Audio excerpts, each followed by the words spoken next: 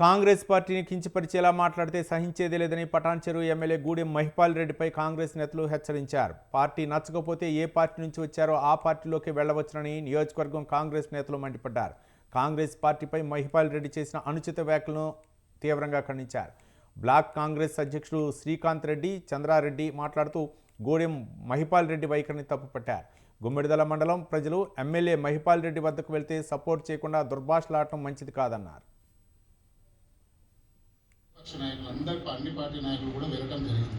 వాళ్ళ బాధ చెప్పడం జరిగింది. అక్కడ డంప్ యార్డ్ చేస్తే అక్కడ అగ్రికల్చర్ ఇబ్బంది అవుతుంది, మా ప్రజలకు దుర్వాసన ఏర్పడుతుంది, కెమికల్ ఏర్పడుతుంది, అక్కడ ప్రజలు మొత్తం సాగు బతుకుల్లో కొట్టుమిట్టాడతారని చెప్పి ఎమ్మెల్యే గారిని బ్రతిమాడటం జరిగింది. మీ సహాయ సహకారాలు మాకు అవసరం ఉంటుంది, మీరు మా ఏరియాకి రండి, మీరు మా ఆ ప్లేస్ కాడికి వచ్చి చూస్తే అర్థమవుతుంది. హైదరాబాద్కి సంబంధించిన హెచ్ఎండిఏకి సంబంధించినటువంటి చెత్త మొత్తం అక్కడ ఏర్పాటు చేస్తున్నారని ప్రజలందరూ గందరగోళంతో స్థానిక మరి నువ్వు ఇష్టం ఉండి ఇష్టం లేక ఇంట్లోకి వచ్చి మళ్ళీ పార్టీని నువ్వు అనవసరంగా ఇష్టం వచ్చినట్టు మాట్లాడము ఎంతవరకు సమంజసం? ఇది మంచి పద్ధతి కాదని చెప్పి మేము చెప్తా ఉన్నాం. మరి కాంగ్రెస్ పార్టీ కార్యకర్తలు, నాయకులు అందరూ నర్వస్ ఉన్నారు. చాలా బాధ ఉంది, అందరినీ బాధ పెడతా ఉన్నాం, అందరినీ నర్వస్ చేస్తున్నాం. ఈ మాటలతో చాలా ఇబ్బంది పడుతూ ఉన్నారు. వీళ్ళందరూ కూడా ఈ సమావేశం పెట్టవలసిన అవసరం ఎందుకు వచ్చింది?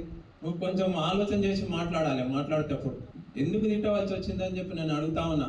ఇంత కోపం ఎందుకు నీకు కాంగ్రెస్ పార్టీ? ఇంత ఎమ్మెల్యే మహిపాల్ రెడ్డి గారు రావడం జరిగింది. అక్కడికి వచ్చిన తర్వాత ఫస్ట్ స్టార్టింగ్ అందరం కూర్చోగానే జైపాల్ రెడ్డి సార్ గారు ఏదైతే మండల జేఏసీ నాయకులు ఎవరైతే ఉన్నారో వాళ్ళు ఏమని అడిగారు అని అంటే, అన్న మేము 30 రోజులు అవుతుంది, ఈ రోజుకు రేపటికి 30 రోజులు అవుతుంది, మేము ఈ దీక్షలు చేసి ఇప్పటి వరకు ఎవ్వరు కూడా స్పందిస్తలేరన్న.